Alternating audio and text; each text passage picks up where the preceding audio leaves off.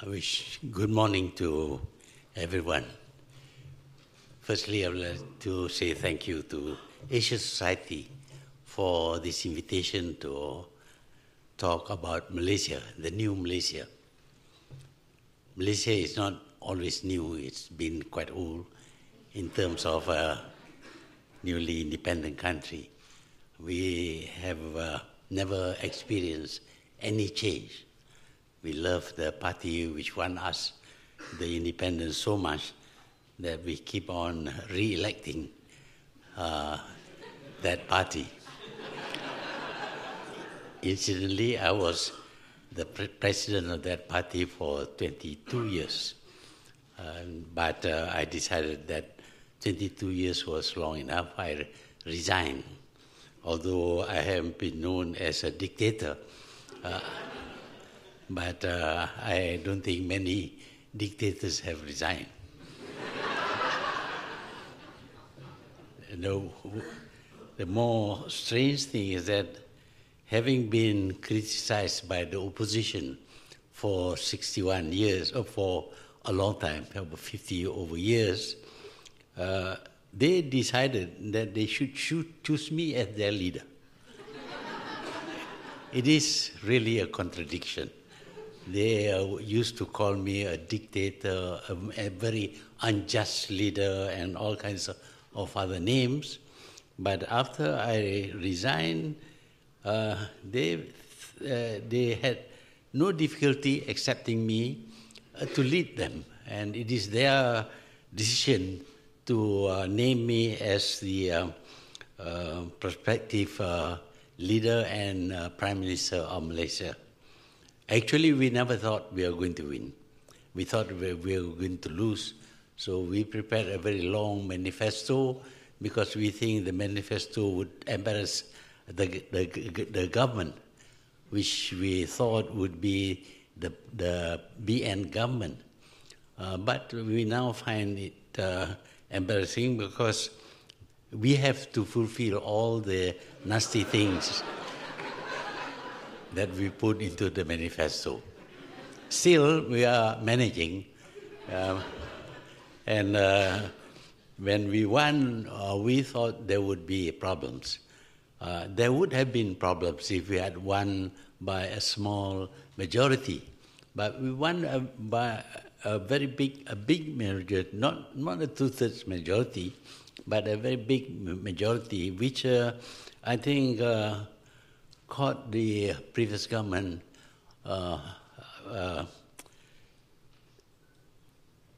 and they were hardly able to react to this situation. There were many delays in announcing the opposition's scores, but eventually they had to accept that their opposition had won, and they gave in rather nicely, without any attempt to frustrate us. There were some things happening in the background. They were trying to form some kind of coalition with a few other parties, including the Islamic Party, with the idea that they could achieve a majority and set up an Islamic government. But I think in that they failed because Malaysians are very pragmatic and they don't like to have some radical changes taking place in the country. And so we formed the new government. We call ourselves Pakatan Harapan. It is a coalition of hope. And now we are the government. And the first thing we have to do, of course, is to solve some of the problems created by the previous government. Mainly it is the financial situation. The previous government borrowed huge sums of money, some of which was used for proposed railway lines, high-speed rail, etc. But we realized that we would not be able to pay the debt. And the agreements that were made with foreign contractors was unfavorable for Malaysia. So because of that, we wanted to get out of that contract. And of course, that's not easy. Contracts can be terminated if both sides agree. But if one side only wants to throw out the contract, then the other side would be quite resistant. Still, we are trying, and at the moment we feel that the other side, the contractor's side, and the country where they come from, China, are not too happy, but also not objecting too strongly. On both the East Coast Railway, which would cost us 55 billion Malaysian ringgit, 4 Malaysian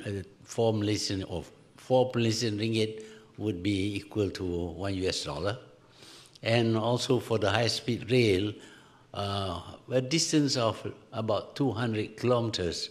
And a high-speed train with that short distance doesn't really save any time.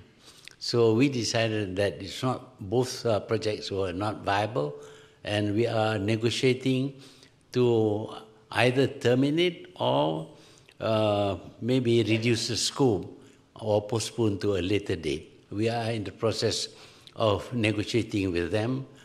So far, there have been no absolute rejection of our proposal, so we hope we can avoid having to raise huge sums of money for these railways, which will be borrowed from the contracting company, country, and it will be a great burden on us. Also, the borrowings by the previous government amounted to well over 1 trillion Malaysian ringgit.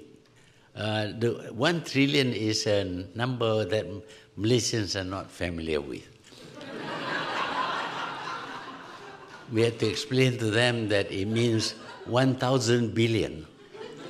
And we could perhaps raise a few billions, but to find 1 trillion ringgit is tough for us. We never borrowed that much before. Still, we are doing our best to reduce the amount that we have to pay, reduce the borrowings, and I think we would be able, over a short period of maybe 1 or 2 years, we will be able to reduce the borrowings to a reasonable amount which the country can service and repay the loan. But apart from that, the previous government also disrupted the administrative machinery.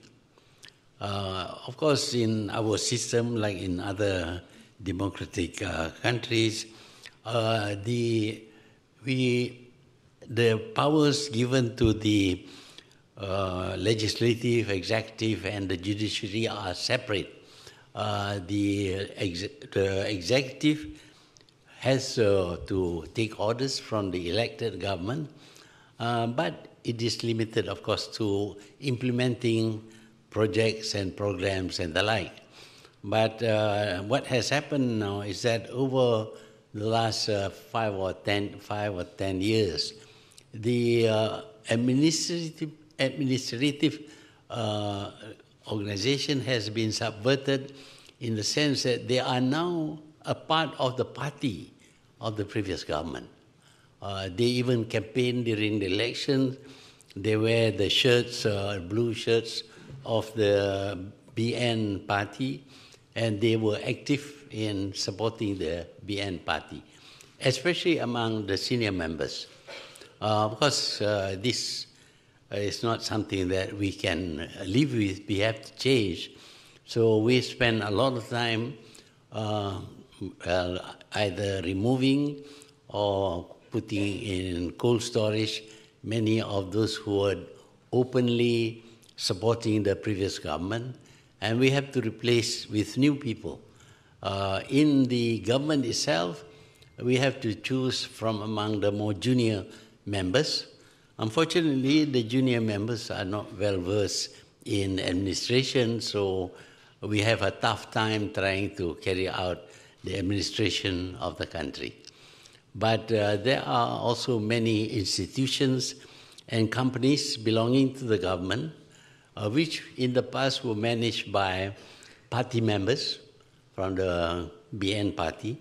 But now we have decided that we should let professional people manage all these institutions and companies. That is going on quite well. We have identified people who are not committed to any party, who are mainly in business or heading some other organizations which are not committed to the previous government. We had a tough time trying to organize the campaigns against the previous government because the government has a habit of punishing anybody who donates money to the opposition.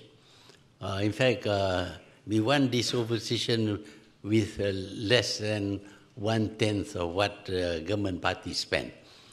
We learned how to be lean in terms of our campaign, and in fact, although the government has this slogan that cash is king, practically admitting to the world that bribery is okay. So we had to, they were spending huge sums of money, giving to the voters. We couldn't do that. We didn't have the money. But it seems that the voters have got strong feelings about getting rid of the government. So between with the strong feeling against the government, they, despite receiving the money, they would receive the money, but they would not vote for the government party. So cash is king is not really correct, because people can accept money, but that doesn't mean that they will be obedient to the cash. It's quite obvious that despite the millions spent on the electorate and on party leaders, they perform very badly. So because of the feelings of the voters, we won. Of course, we were fortunate in being able to bring together 4 opposition parties into a coalition, and at the very last minute, our party was declared as illegal, which means that we couldn't contest, and then we couldn't form the coalition. The coalition also was made illegal, but that was okay. We decided we'll use one flag, one logo, one symbol of one of the parties in the coalition, and effectively we contested the election as a coalition against the government coalition. So it was almost a 2-party contest.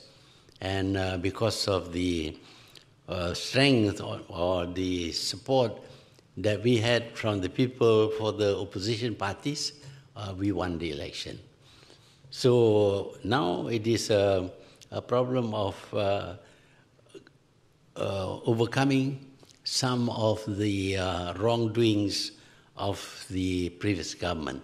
We have decided to go back to democracy, to the rule of law, and to all those things that are associated with democracy. This was not...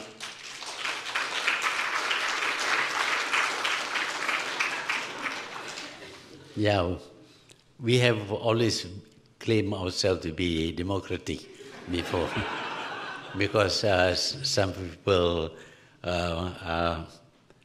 do not think we were democratic before. But I would like to claim that when I was leading the country, we were democratic. Uh, my argument, of course, is that if I'm a dictator, I wouldn't have resigned. So we are now going back to democracy, to the rule of law.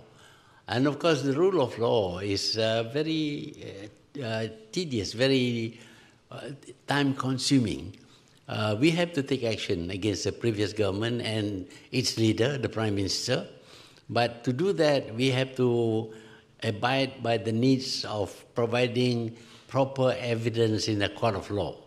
So it has been quite some time before he was actually charged in court. But we want to adhere to the rule of law, even if it is an inconvenience and even if the result may not be what we want. But I'm pretty sure that we have enough evidence for the courts to accept our charge, the government's charge that the previous government was not only undemocratic, but it was guilty of corruption, and it was also guilty of stealing government money, not small amounts.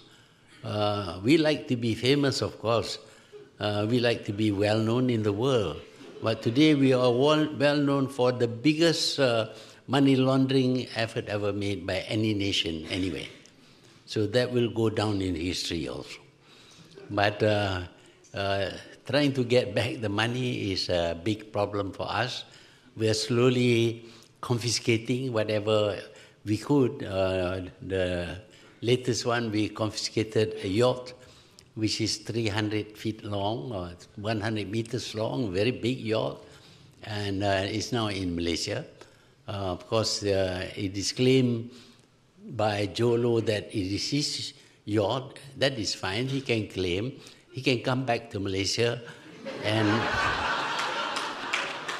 make his claim. Of course, we have also a claim on him.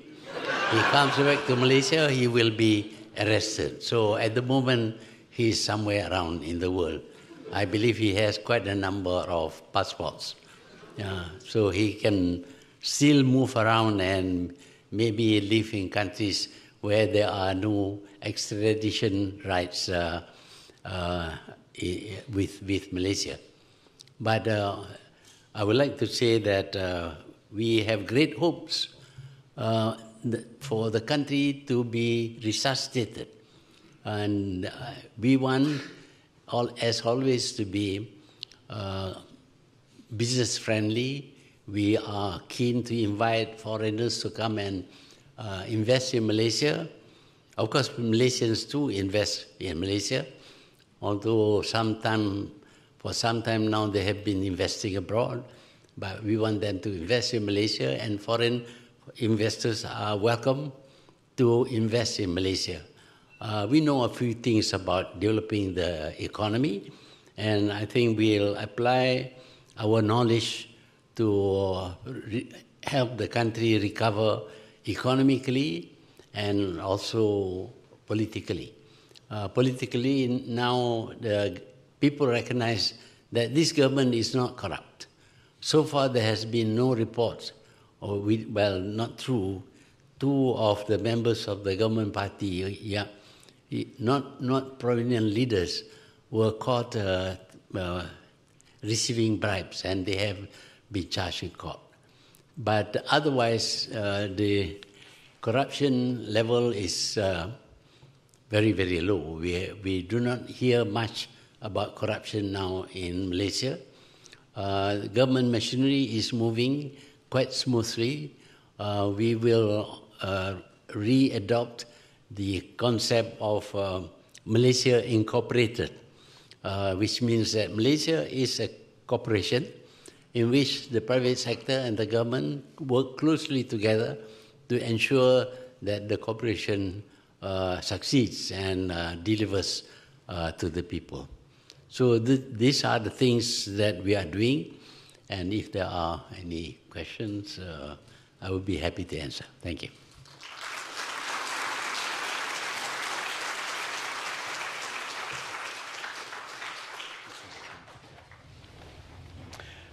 Well, Prime Minister, thank you for that bravura performance. I've been here at the Asia Society for some time now, and very few occasions have I seen a head of government or a head of state stand and deliver a 30-minute speech without a single note. It's quite remarkable.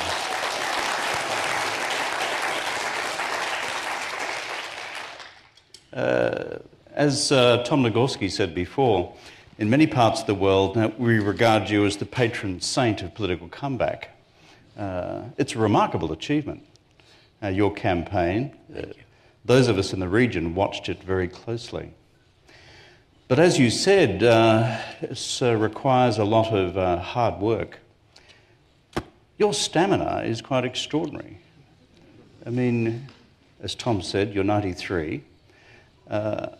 Many of us stand in awe of that. What's your secret to such health? I think everyone wants to know the answer to that question, right?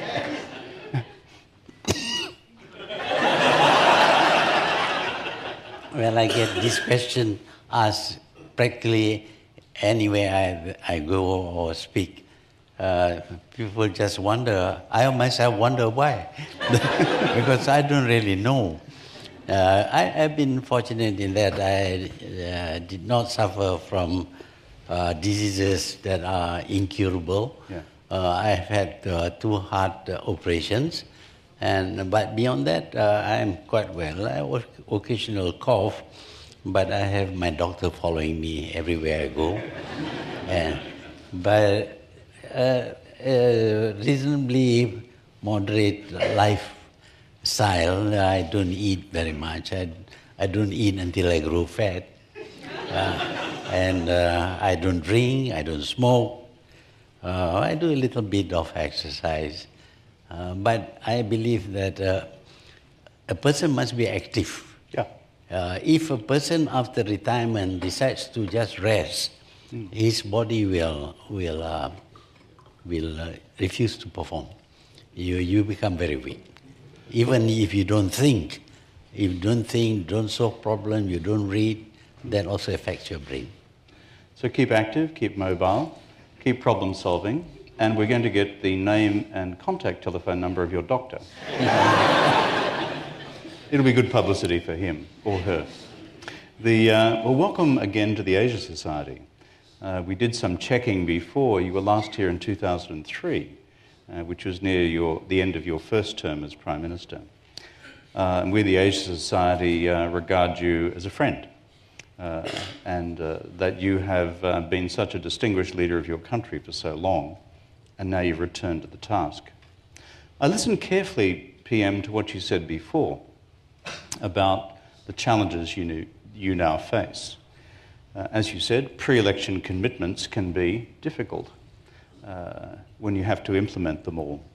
But I listened particularly to what you said about rebuilding the independence of the civil service.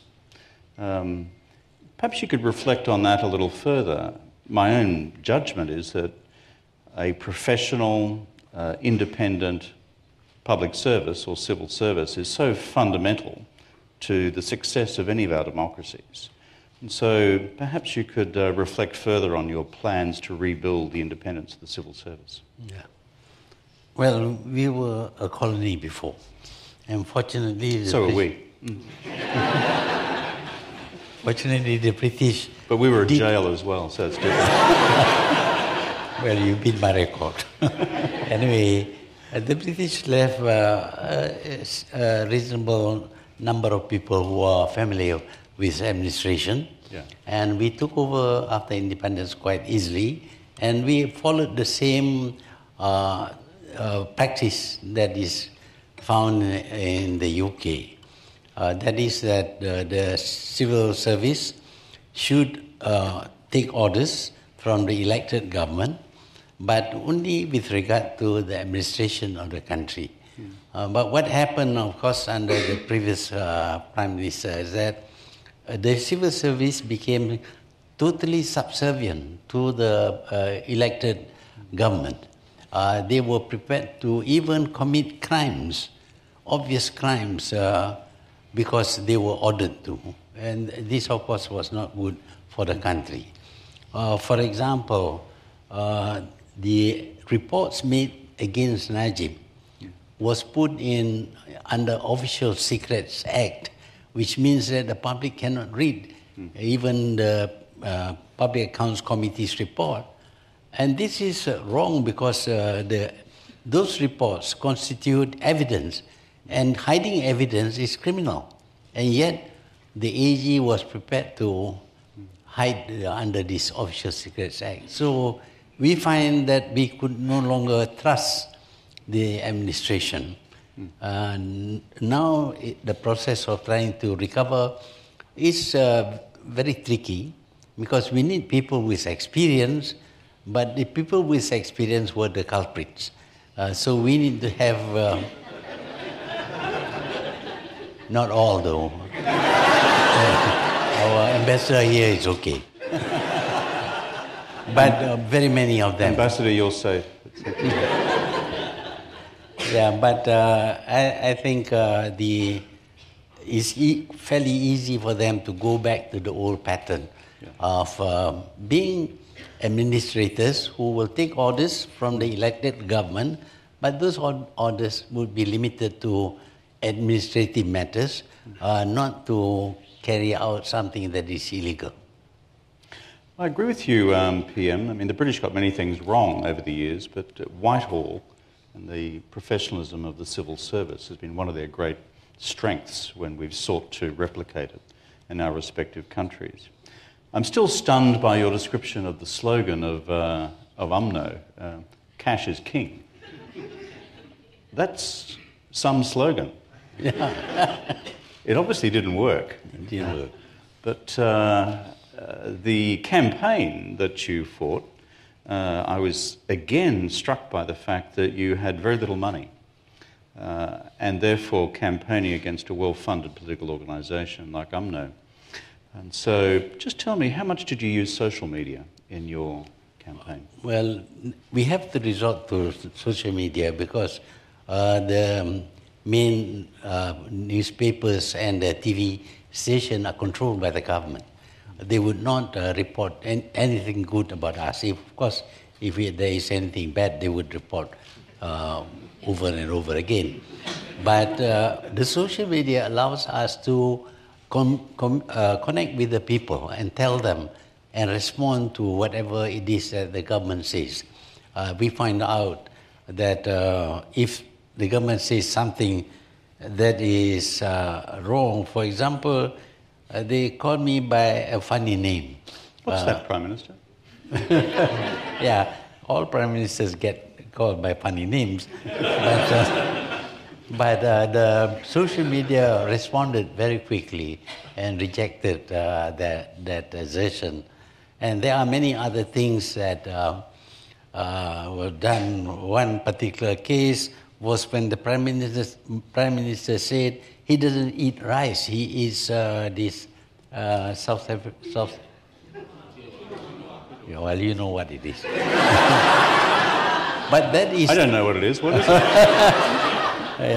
This green coming from South America, which is about 25 times more costly than rice. Ah, I see. That was the nature of the attack. When he said that, of course, the response is, well, you can afford. The people down there cannot afford even to buy rice because the price of rice has gone up. Yeah. So the social media help us a lot. That's really important reflection in terms of the criticism and the praise of social media in all of our democracies. But for political parties who don't have cash as king, it's pretty fundamental to getting your message out. Prime Minister, we were talking before about beyond politics in Malaysia, some of the continuing challenges you have in internal security. Would you like to elaborate on that further? Well, we are 60% Muslim. Fortunately for us, Muslims in Malaysia are not extreme in their views or in their practice. But we have a Muslim party, Islamic party, and they tend to resort to Islamic reasons for what they call Islamic reasons for whatever it is that they did. Even though what they did is against the teachings of Islam, they still claim that it is the Islamic thing to do. We have to counter that. And to counter that, you have to also know your religion. You will have to tell them that, look, what they're saying is not correct because the religion or the Quran says a different thing. So we counter not by saying, oh, now is modern times, you can't practice all those things. That wouldn't go down well with the Muslims.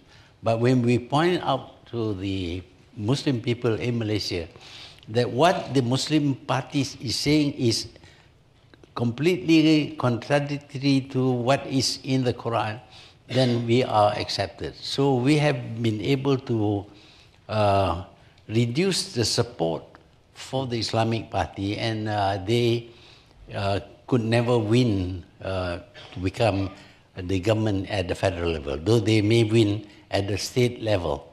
The other thing is, of course, Malaysians now, through the social media, gain access to teachings outside the country. So quite a few Malays, Muslim, have left the country to join ISIS, and some of them have been killed. But this is a small minority, and if we catch them before they go, we have to teach them again what actually is the teachings of Islam. So in terms of returning fighters from Syria and from elsewhere in the Middle East, I mean, Indonesians have a challenge, you have a challenge, we have a challenge with some of our Muslim communities in Australia. And so your strategy of countering militant Islamism or violent extremism, you see this as a big priority for your government for the period ahead? Yes, it is. There is still a law which enables us to detain these people, no charges against them, but just detaining them and trying to disabuse their beliefs. We tell them that it is not actually non-Islamic, is even against the teachings of Islam, which what they were doing. And to a certain extent, we managed to convert them back to the general beliefs of the country. Good. Now, PM, how are relations going with the neighbours?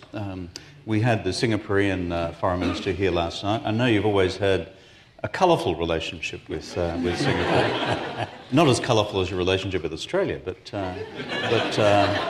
tell me, how are things going with the neighbours? I see Lee Hsien Loong has been chatting to you recently. How's it going? Well, whether we like it or not, Singapore is just next door. It's very close to us.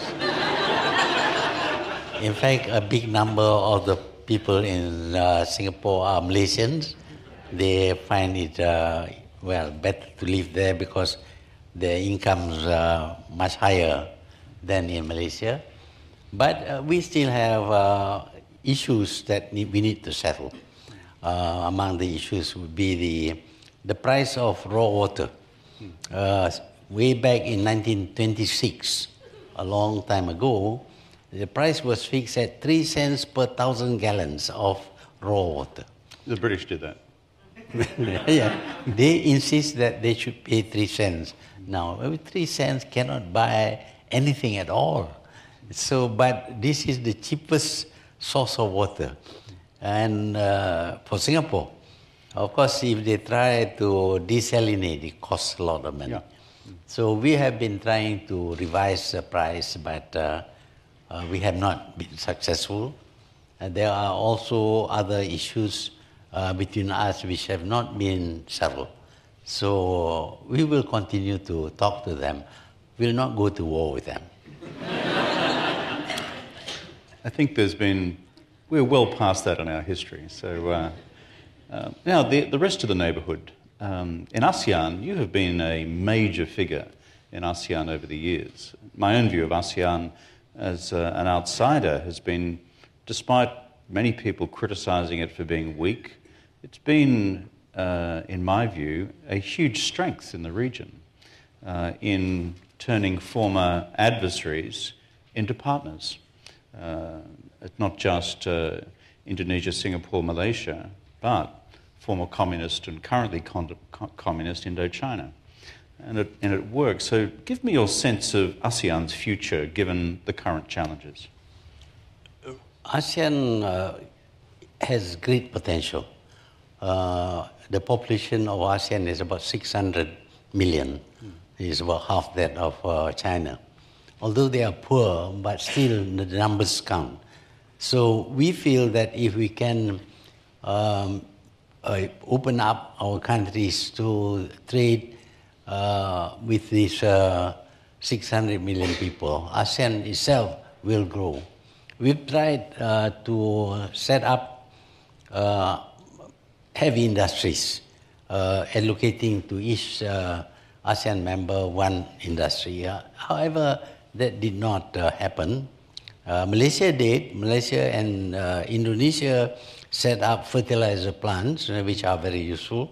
But the other states somehow or other couldn't get on with implementing the industries that is identified for them. But still, the fact remains that trade within ASEAN, between ASEAN countries, has grown. A lot of our trade is with ASEAN countries. Although now we trade a lot with China and also the rest of the world. Malaysia is a trading nation. We trade with everybody, irrespective of their ideology or religion. We trade with them and we want to maintain friendly relations. Sometimes there can be some problems, but we believe that all problems can be resolved through negotiation, arbitration, or a court of law. So far that has worked out in the ASEAN countries.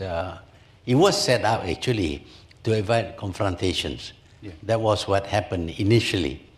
But we felt that confrontation, wars, will not benefit anybody. So ASEAN has been a very peaceful regional organization for a very long time, and it has survived. Many other regional organizations have failed or have faded away, but ASEAN has remained, and I think one of the problems now is that we changed leaders. At one time in the early days, the leaders were the same. They met Kuan Yew, myself, and Suharto. We know each other, so we can always sit down and talk as friends. But now, of course, because we want democracy, we have to change leaders. And each time we go, we meet strangers, and it takes time to work with strangers. Democracy can be troublesome. Yes, I've said so many times. But troublesome. You've just mentioned China as a significant economic partner, probably now the major economic partner of Malaysia. It certainly is for my country, and I think most countries in East Asia. You've recently been to Beijing.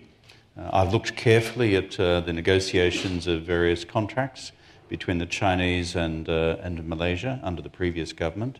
You've reviewed a number of those. A number are continuing, and some have been, as it were, shelved. So, before we get into the bilateral relationship, in Beijing you met Xi Jinping and with Li Keqiang. Give me your sense of Xi Jinping, the man that you met, as he is a man with a vision for his country. More than any other Chinese leader since Mao Zedong, Xi Jinping has a much stronger belief in nationalism, in making China a great country. So he comes up with a lot of ideas, including the One Belt, One Road. And he is pushing China to become the great industrial country that it can be. Already they have made tremendous progress, and they are very rich because their people are very good in business, and now the world is their market, so they are able to produce almost anything that others can produce. Maybe later on even airplanes would be produced by China. And Xi Jinping is someone nationalist to the core. he wants to build a greater China. So he sometimes it may rub off wrongly on other people, but for him, China must be a great power. Of course, given your vast experience as a Malaysian statesman and a regional statesman, you would have met Deng Xiaoping in your earlier time as Prime Minister. Have you made any reflections or observations about the similarities or differences between Xi Jinping and Deng Xiaoping? Well, Deng Xiaoping was leading at the time when China was very poor. He came to Malaysia. At that time, I was a deputy prime minister. He wanted to ask about how Malaysia progressed. So the prime minister asked me to have a chat with him. He asked all kinds of questions about development. At that time, China was not yet industrialized. Some of the questions I could answer. Some, like how many tons of steel do you produce? I had to confess, I didn't know. It's a very Chinese question.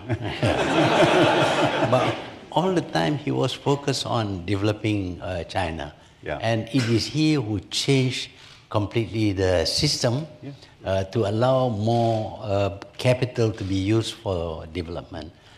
But Xi Jinping is inherited a China that is almost fully developed. I mean, it is a developed country, though it is still considered to be a third world country because of the per capita income. But China has got more modern facilities like high-speed train and the like than most other developed countries.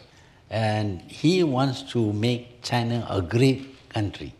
So he's working on, he is far more dedicated than Deng Xiaoping. On the bilateral relationship between Malaysia and China, would have been a big focus of your visit in Beijing. What opportunities do you see? What constraints do you see for the future? We see rich China as a big market. 1.4 billion people, even with a small income, would still be a big market. So we can sell things to China, huge amounts of things to China, including raw materials and the like. At the moment, we are exporting some manufactured goods to China, electronics and all that, but we also receive some of their manufactured goods in Malaysia. Generally, China provides a big market. It is also a source for cheap products. Now, of high quality. Initially, their motor vehicles were not of high quality, but now they have mastered the technology and they are producing good quality cars, and they are cheap. And a lot of things that they produce would be very cheap. And in fact, most countries would ask China to produce the products that they have invented. So in a way, China is helping to keep prices low in almost the whole world.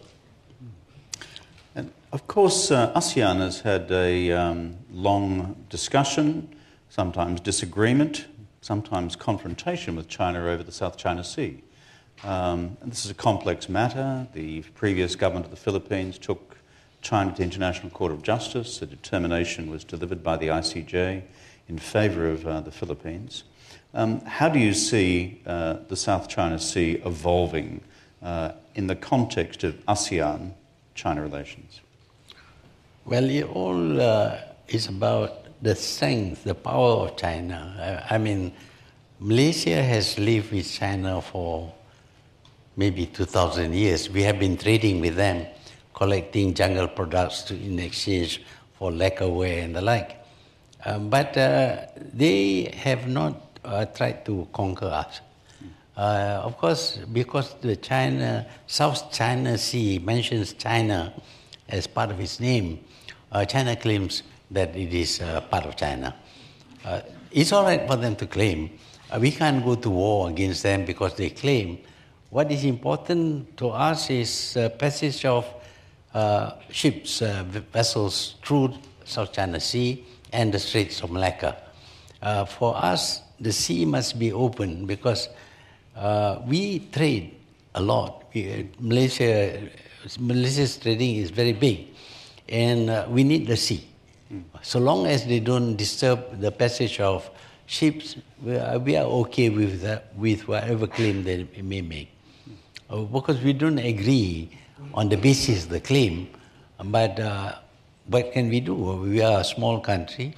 Malaysian states have always been very small. They have always learned how to live with big neighbors. We used to send silver flowers, gold flowers to them, and we survived. I wonder how the Singaporeans would reflect on that with you. But, we'll come back to that later on. You've also been talking in recent times about the Belt and Road Initiative, One Belt, One Road. What's your view of China's grand strategy there and how it affects Malaysia and Southeast Asia? Yeah, before China adopted this new ideology of theirs, I have actually suggested that China build a railway line from China to the west, but building bigger trains with wider tracks. I pointed out before that when the demand for oil grew in the Far East, ships were built which were bigger and bigger until they were almost 500,000 tons. But the trains have remained the same size. The modern technology we should enable bigger trains, longer trains to be built, and that will speed up movements of goods and people across Central Asia. But I didn't talk about the shipping part of it, because I thought that as far as shipping is concerned, they were already building big ships, big tankers and all that. But the idea is not new to us. We have also suggested before that we should have a train that links Kunming in the south of China to Singapore. Already the line is there, but it is narrow gauge and it's not quite suitable, but still it provides good communication between China and Southeast Asia. So these are not something new ideas. These are ideas which Xi Jinping now translate into one belt, one road. He's not only thinking about the land route, the old Silk Road, but also through the sea. And of course, China needs free passage of goods to and fro in the sea as well as on land, because China must depend on raw materials coming from outside. There's been some reaction, including in Sri Lanka, about too much debt associated with One Belt, One Road projects, and we've followed the debate about the port in Sri Lanka. What's your own view about that? I know you've had some reflections on it in terms of the level of prospective debt which might be associated with some of the bigger Chinese infrastructure projects in Malaysia. Yeah, in the past we developed Malaysia without borrowing too much. We know that if we borrow and we cannot pay, it puts us in a very difficult position. But the last government seems to like big projects costing a lot of money. And they were the ones Malaysian leaders were the ones who proposed. Maybe they were urged by the Chinese, I don't know. But anyway, it was the Prime Minister who suggested the high-speed rail as well as the East Coast Rail and also LRT, MRT in Kuala Lumpur, all of which cost billions of dollars, which we could not afford. We should not go into this, but the worst thing to happen is that these projects depended almost entirely on borrowing money and borrowing large sums of money. So the fall is with the Malaysian government. Of course, the Chinese contractors, if you want to give them a big job, they will take. And if you cannot pay, then you have to face the penalty for not paying. So the asset going. Yeah. So we think that we are negotiating now, not because of China's mistake or faults, but because of our government entered into, started a projects which we cannot afford. We should live within our means. We were able to develop Malaysia quite well before without borrowing huge sums of money. I'll be moving to questions from the audience in a few minutes. But before I do so, we've been talking about one great power called China. We're now in the bosom of another great power. It's called the United States. How's it going with the Trump administration? Well, we didn't feel, the opposition in those days were not quite happy that Trump received the corrupt Prime Minister of Malaysia. We thought people should at least avoid seeing him, but he met Trump and he, in his usual way, he offered to bribe Trump. He wanted to buy airplanes and all that, and even to give money to the United States. I mean, it's ridiculous. Malaysia is poor and is trying to help the United States, which is about the richest country in the world.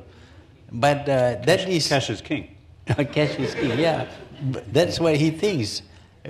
By now, I think he realized that cash is not king. So that was his kind of relation. But we are, at this moment, we have not proposed any proper strategy or ways of dealing with the United States, because we are still trying to figure out what is it that the President of the United States wants. Because sometimes he changes his mind 3 times a day, and that's a bit deep, unsettling for us. I could take that conversation in many directions, but you mentioned before that Malaysia is a great trading nation in history and the present. And of course, we're now in the midst of an unfolding trade war between the United States and China, with some capacity to affect the global economy, given the size which that bilateral trade represents as a proportion of global GDP. Your thoughts on how this may evolve, and your broader thoughts on, let's call it, the free trade rules under the World Trade Organization? We believe the wars are not productive, whether it be the usual arms-based wars or it is trade wars. It's not productive. In the end, both countries will have to pay a price. But unfortunately, other countries which are not involved will also have to pay a price. Of course, in the US will apply sanctions. And when it does this, even countries which had no problem with the US have to obey and not trade with the countries that has been sanctioned by the US. We hope that this will come to an end very quickly, and we will be able to regain in time after the damage caused by the trade war. Well, ladies and gentlemen, we have some time for some questions from the audience. So we have folks with microphones, they'll pass them along to you.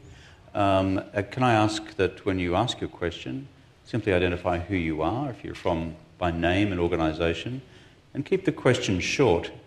If it becomes a statement or a political statement, I will exercise my prerogative as chair of the meeting, deploying all the tact of Australian diplomacy and cut you off. The gentleman here in the middle, if the mic could be passed to him.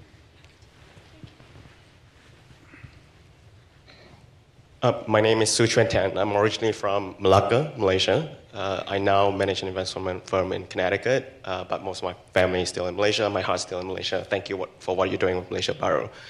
The question to you is this. In your recent speeches, you've discussed the importance of cultivating an independent press in Malaysia, free from political influence and ownership. How encouraging are you of international investors making investments in Malaysian media companies and playing an active role in their business operations and strategy? Thanks for the question. Yeah. PM. Well, we are very familiar with foreign investors coming into Malaysia. In fact, we claim to be a pioneer in that practice because when colonies become independent, they normally do not like foreigners to come into their country. But when Malaysia became independent, we had more foreigners trading, doing business in the country and living in the country than when we were a colony. Because we welcome foreign investment, we feel that foreign investment would help grow the country.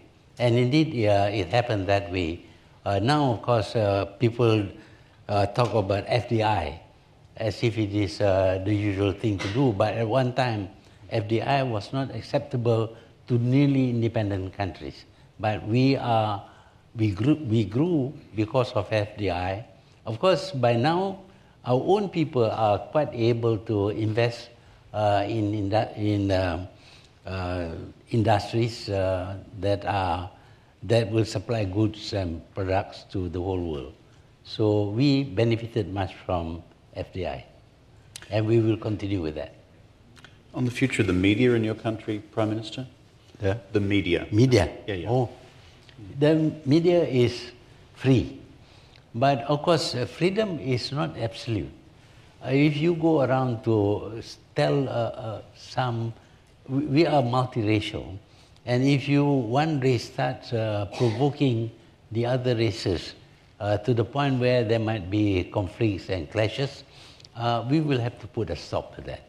Otherwise, we are free to report whatever they like, including criticizing the government.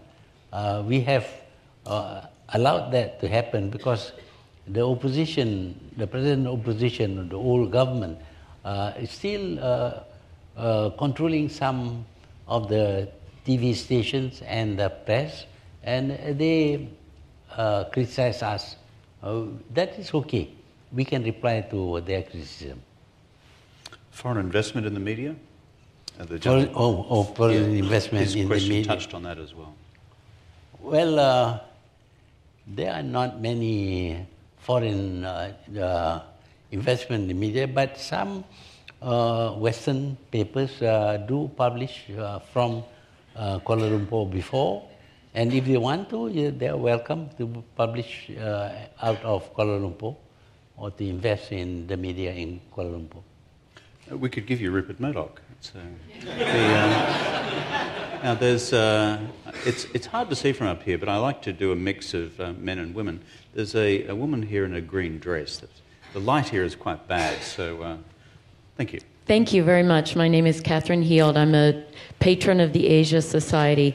Can you please comment on the one or more islands that were leased to China that are being built by China for mainland Chinese to live on, and I read will actually be governed by China as well, despite being Malaysian land? I think the question is about, is it Kuantan? Forestry.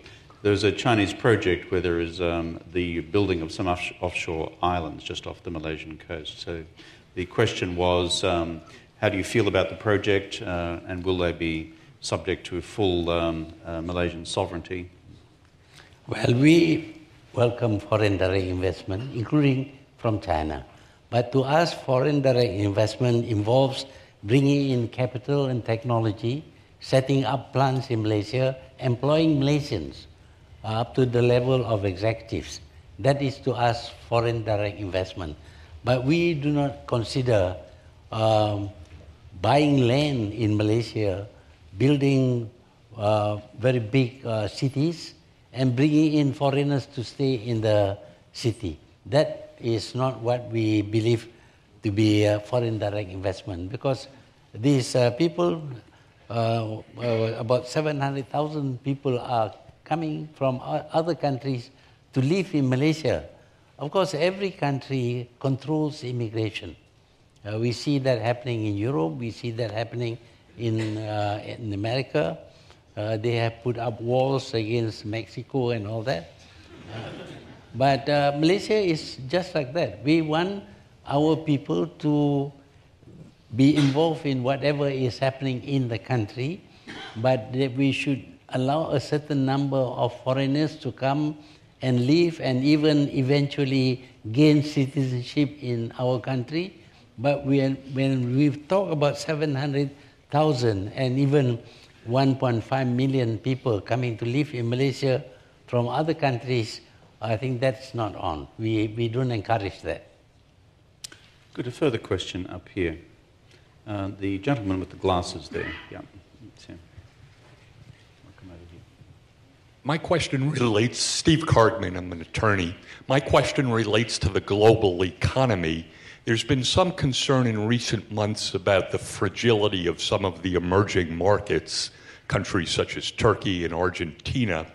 You led Malaysia at the time of the last emerging market crisis, the Asian financial crisis.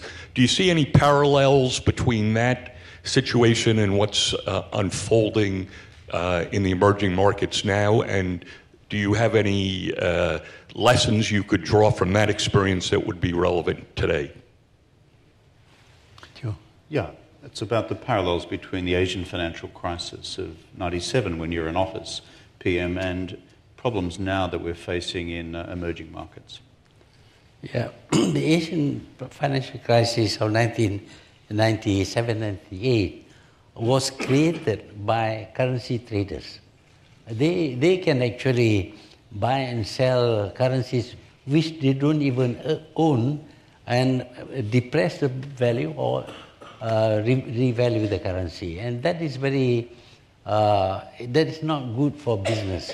When you don't know the value of the currency, it's very difficult to budget for the whole year. So because of that, we had to take action to take away our currency from the market. The market cannot sell or buy our currency. If they do, we will not recognize the sale. So that's how we dealt with. And I think some small countries would not be able to do that kind of thing. The strategy we adopted, because Malaysia has got very big savings, 40% of GDP, the highest savings rate among most countries. But where countries are short of foreign exchange, they don't have enough savings. If you depress their currency deliberately, they become very poor. And that's not fair. For people who want to make money out of trading, to depress the value of the currency and impoverish people, that is morally wrong. But if the market feels that a currency is now not reflecting the real value, then the market can show their feelings by not using the currency or using the currency. Then, of course, the currency will remain, will reflect the valuation made by the market. But currency traders, they got nothing to do with the market. They can deliberately reduce the value or increase the value. So small countries find difficulty in dealing with this fluctuation in the value of their currency. It's far better if we don't have currency trading. Currency is not a commodity. You cannot eat it. But you want to price of coffee or sugar, it's okay. But currency should not be traded the way commodities are traded. Let me move to this side of the room here. There is a young woman here. Thank you. If we can see the mic coming in your direction. There you go. Thank you. Thank you so much. My name is Zijun Tan, and I'm a Malaysian student here studying in New York.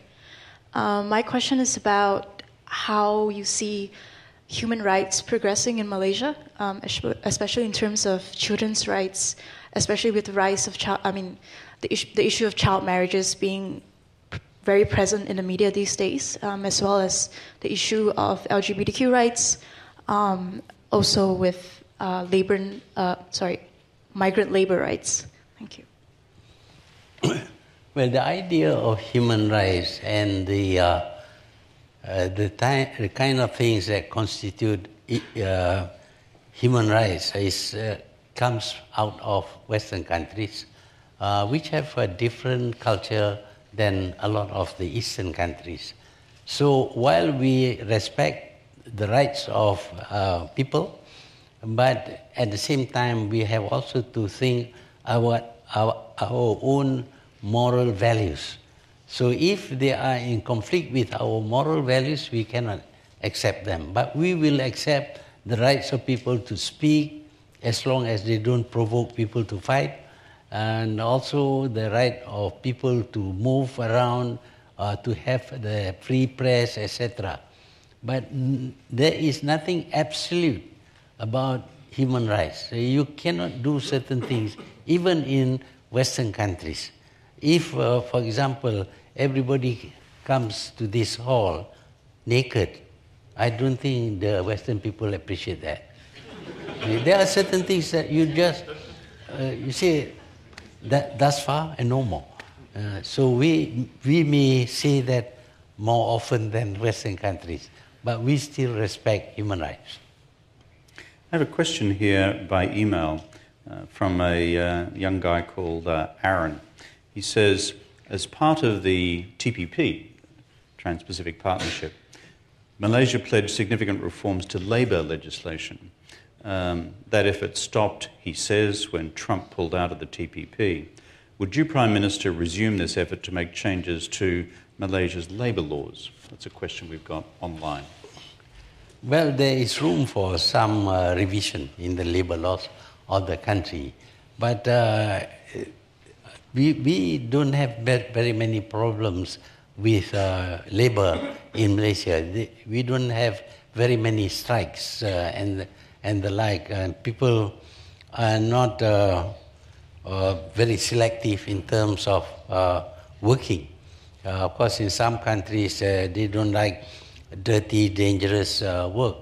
But in Malaysia, if we don't like, we import foreign labor. And we treat foreign labor like Malaysian labor. We pay them the same wages. So as far as I can see, we have had very little problem with labor. Relationship between labor and the governments of the country has always been quite good. When I was Prime Minister, of course, my best friends are the labor leaders. Now, further question over here. I think there is a gentleman here, two from the end. That's you, sir. Yeah. You're three from the end. It was the guy next to you, but that's fine. 1, 2, 3. At least in Australia, that's 3. Thanks for this talk. Very enjoyable so far. My name is Jason Goh from Muar Johor, over here. Just over here. Yeah. Jason Goh from Muar Johor. I was a bit disappointed that you decided not to become education minister. I was a bit disappointed that you decided not to be education minister. I think you had thought you would like to take up that portfolio. As a kid growing up in Muar, a very small town in Malaysia, one of the things that I think really benefited people like me was the education foundation that we got was tremendous. We had good English with an accent, but that's fine. I went to a SRJK vernacular school, science stream, and it set a lot of us up for careers outside of Malaysia, for personal reasons, professional reasons. That's all been great. I feel as if education in Malaysia is not as good as when we were in school. What are your plans to improve education in Malaysia? What are the 2-3 steps that must be taken? Well, we want to make use of English more often because English is a universal language. Everybody speaks English, even in countries where English is not a common language, national language. But beyond that, what we think is that education is too much about imparting knowledge to the young people so that they can be more knowledgeable about whatever subject it is that they want to learn. But we feel that the character of the people is very important. Today, in most countries, including Malaysia, parents are not able to teach their children the right values because parents are, both of them would be working and don't spend quality time with their children. So be in the schools, in the primary classes, and in the kindergarten even, we need to impart, to teach children the right values. Otherwise, they will adopt the values they get from their friends, and that may not be suitable for their own future or for the society. You see, values play a very big role in the development of society. If you have good knowledge of certain things, but you make a bad use of that knowledge. For example, you may learn about nuclear power, and you decide that you should build a bomb and kill people. I mean, you should be told that killing people is wrong, is immoral, should not be done, and shouldn't be involved in that. So the value system of any single individual or society is very important. And since parents are not able to teach their children what is right and what is wrong, what is sinful and what gives you merit, etc., then the school system, the educational system, should give some stress on shaping the character of the people. It's not brainwashing. After all, when the parents teach their children, that's also a form of brainwashing. But we will have to do not what other countries, some countries do, where they teach the children to love the great leader and things like that. We are not going to do that. We are going to tell them that stealing is bad. Don't steal. Being trustworthy is good. Is that something wrong? There's nothing wrong with that. So I wanted to revise the curriculum of the educational system in Malaysia, but we had made a promise in our manifesto that the Prime Minister may not hold any other portfolio. So I have to give it to somebody else, but I am in close contact with him. I'm not sure I'd like to be that minister. I think being a Prime Minister is a big job. Trying to run another portfolio is just almost impossible at the same time. We've got time for a couple more questions before the PM has to leave us. There's a lady 4 in from the side there. Thank you. Hi, Tun. It's great to see you here. My name is Sharon Sandhu from Kuala Lumpur. So my question to you is, will Malaysia think about moving in a direction of allowing dual citizenship, especially knowing that a lot of Malaysians currently reside overseas for professional or personal reasons? Well, we think that you should make up your mind.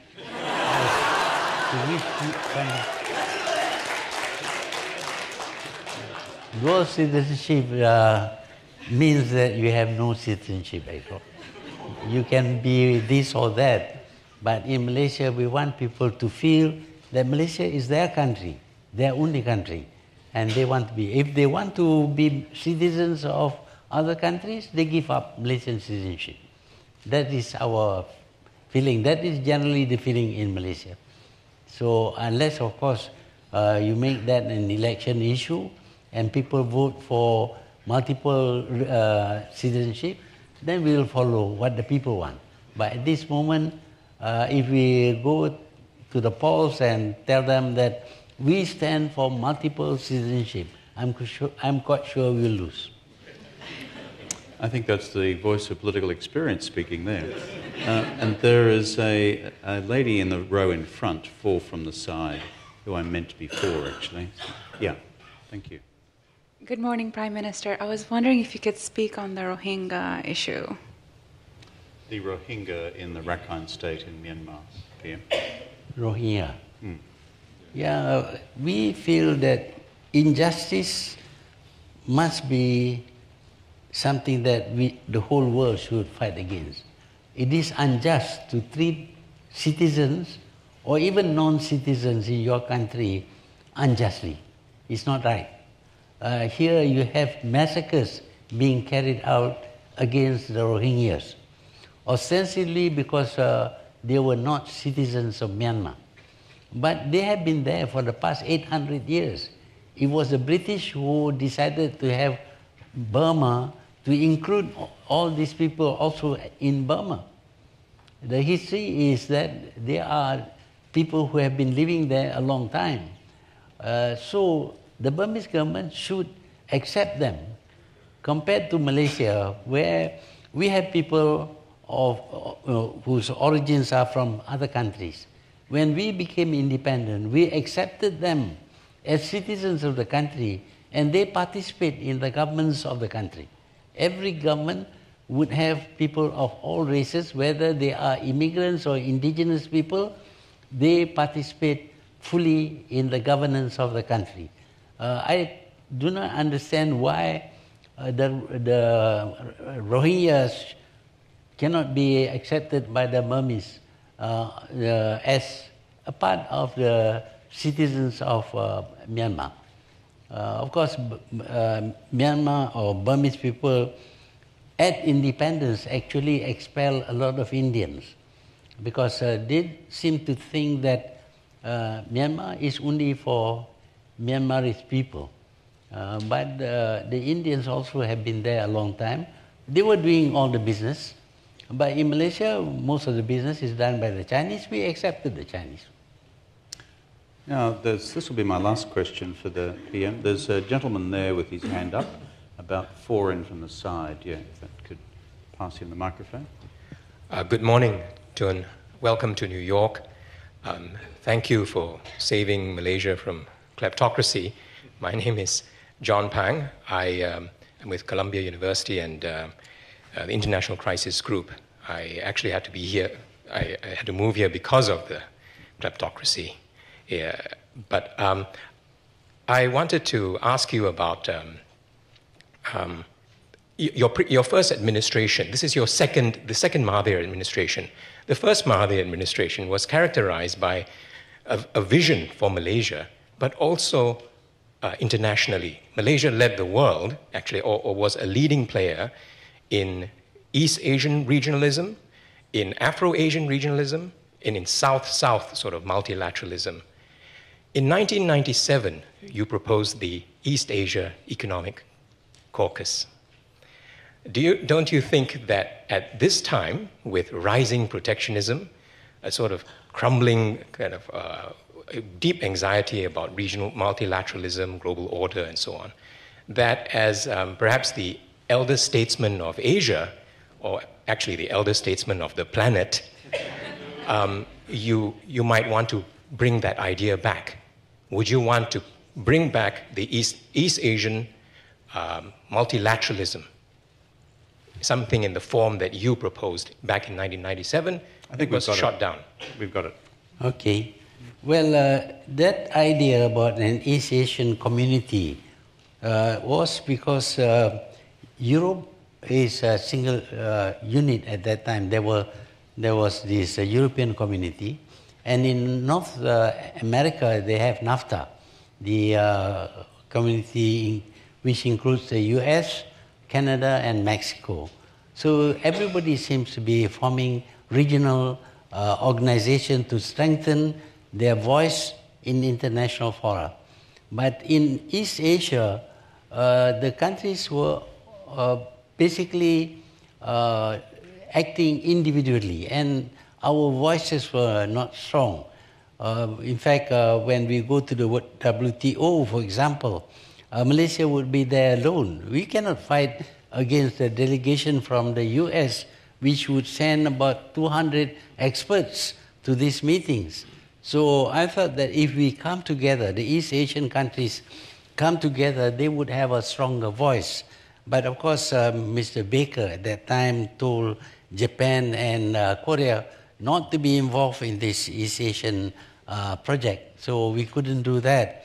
But later on, the president of South Korea suggested the formation of ASEAN plus 3, the Southeast Asian nation plus the 3 Northeast Asian nations. That is almost like the East Asian community. I think it is good for regions to form such communities, but we should not be exclusive. We should try and work with each other.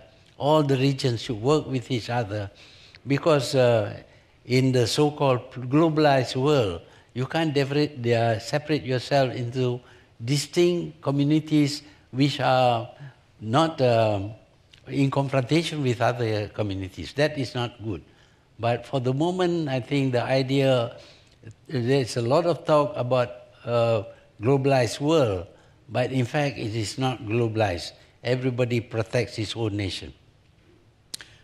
Finishing on that point, Prime Minister, the East Asian Summit now exists, and that borrowed some of your original conceptual vision. Is there something you think Malaysia, under your leadership, could do to take the East Asian Summit idea further and turn it into more of an economic and even political reality? Well, it's going to be quite difficult, because ethnically we are quite different, people with different culture. But in 1 or 2 areas we can come together. For example, we trade using the US dollar. We could have a token, East Asian token or currency that we use purpose only for trading. It's not to be used domestically, but we settle all trade